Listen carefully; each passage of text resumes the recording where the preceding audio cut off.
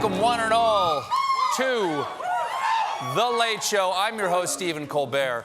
Ladies and gentlemen, I don't know if you saw this. Something incredible happened in the U.S. Senate because they passed a $1.2 trillion infrastructure bill.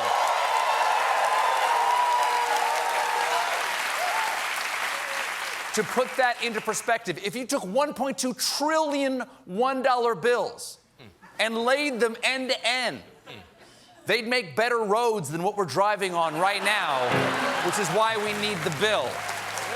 Now, something. Fix the road, hallelujah. And this wasn't a 50-50 party line split. The number of senators who voted for the bill was 69. Yeah.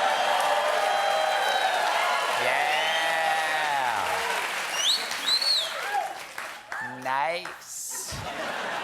That bipartisanship is still possible. In fact, 19 Republican senators joined every Democrat in favor. The last time that many Republicans crossed the aisle in Congress, it was to steal Nancy Pelosi's podium.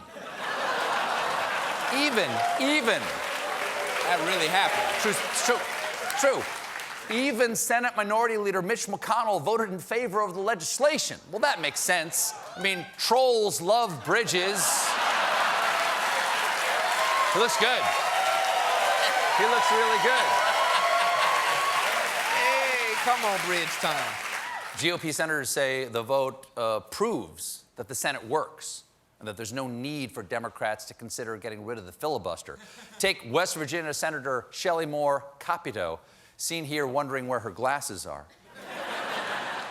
After striking the deal, Capito explained, "What you see is when we work together and really put the nose to the grindstone, we can get bipartisan support to move forward. Yes, they can work together when Republicans go to the Senate and put the nose to the grindstone instead of going to Mar-a-Lago and putting the nose to the hind hole."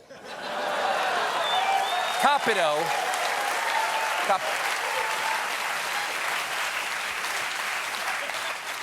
continued, "So I think it blunts the argument on the filibuster." Not necessarily. This isn't some huge achievement. It's the bare minimum we expect. Senate's always passed the road bill. Infrastructure spending is a great American tradition that goes all the way back to when Washington paved the Delaware. The bill would also invest $66 billion in passenger and freight rail. Well, there you go, trains. That's President Biden's passion. Reminds me of when Reagan honored National Jelly Bean Day, or when Bill Clinton started the White House intern program. The new, there you go. How old is it? 20 years? Is that a 20-year-old joke? It's a 20-year-old joke. There you go. Aged beautifully. The new train money would eliminate Amtrak's maintenance backlog and modernize the Northeast Corridor line. So, Northeast commuters will have beautiful new seats for Rangers fans to puke on. The bill also has money to improve Americans' access to broadband. The bill hasn't passed the House yet, so you're going to want to be in your home between the hours of 8 a.m. and 2024. There's also funding for electric school buses. And to make it even more environmentally friendly, the bullies will shoot spitballs at you with paper straws. And the wedgies will be gluten-free. Today, the Senate also passed a $3.5 trillion budget plan, which would expand health care, provide free preschool and community college, and fund climate change programs. Okay? That sounds good. That sounds really good, except the part about funding climate change. Personally, I think we should fight it, but we have to compromise someplace. The plan was passed after a series of rapid-fire votes known as a vote-a-rama that lasted more than 14 hours. In fact, senators even had extra padding on their chairs to make the ordeal more comfortable. And the chairs were padded with only the softest material. Cotton, goose down, Ted Cruz's spine. Not everyone. Ted Cruz fans here tonight. Now, not everybody was happy about the budget plan, like South Carolina Senator Lindsey Graham, Seen here enjoying the peanut butter his handlers rubbed on the roof of his mouth.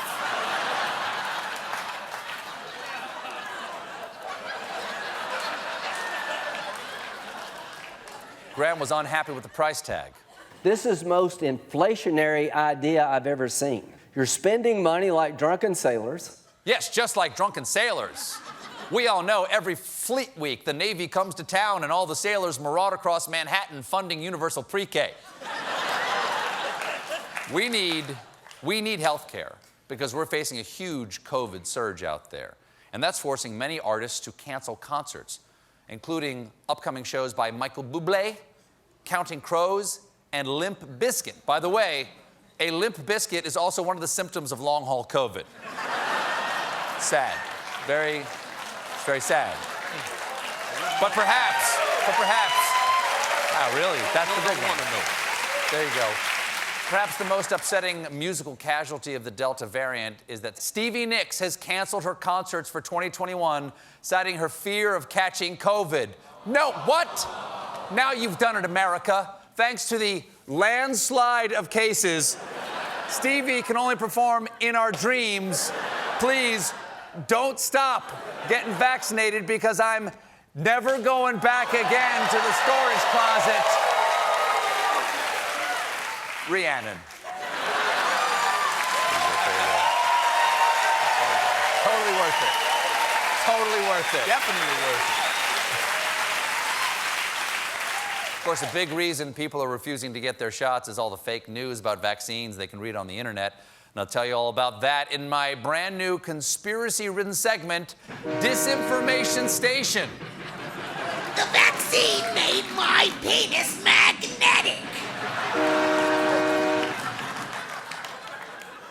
Didn't hear everything he just said there, but it did not sound good. First up on the cuckoo choo-choo, this week, Facebook banned a Russian disinformation network that claimed coronavirus vaccines turned people into chimpanzees. Wait a second. I'm vaccinated. Am I turning into a chimp? It would explain why I like riding a tricycle wearing a tiny hat. Next up, a recent New York Times article featured a woman who said she was concerned because she thought a vaccine had caused the characters in the film I Am Legend to turn into zombies. She refused the shot because it was the plot point of a zombie movie. Well, I don't think she has anything to worry about because she clearly doesn't have any brains.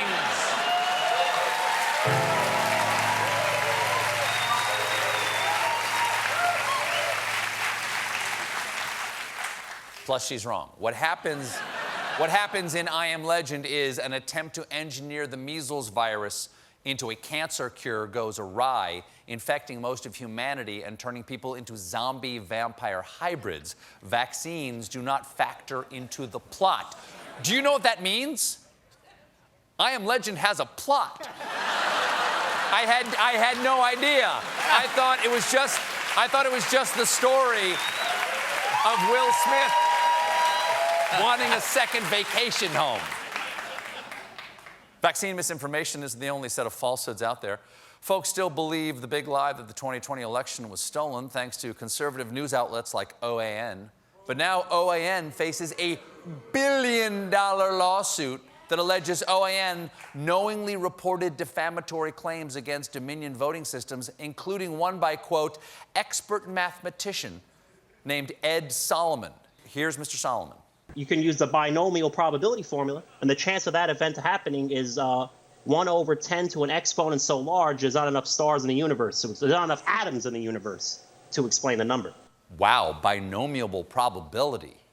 Stars in the universe, that all sounds pretty impressive. Until you crunch the binomials on that guy and find out Solomon's not actually a mathematician. He's some dude with no college degree who installs swing sets. So,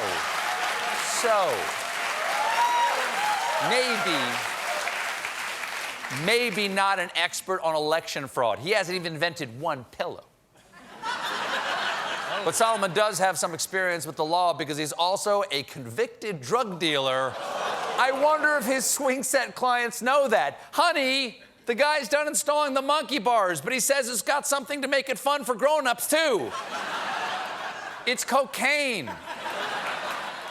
This just shows how effective it is when propagandists use the age-old trick of guy with glasses saying math words. Anyone can do it. Okay, first you invert the binomial probability formula to modulate the angle distribution, which of course is a derivative of the quadratic integers. Then you divide the slope-intercept plus or minus the unsequenced Fibonacci, factoring the Pythagorean theorem of your calculus, and boom, you got yourself a nice tire swing. Now, who wants cocaine?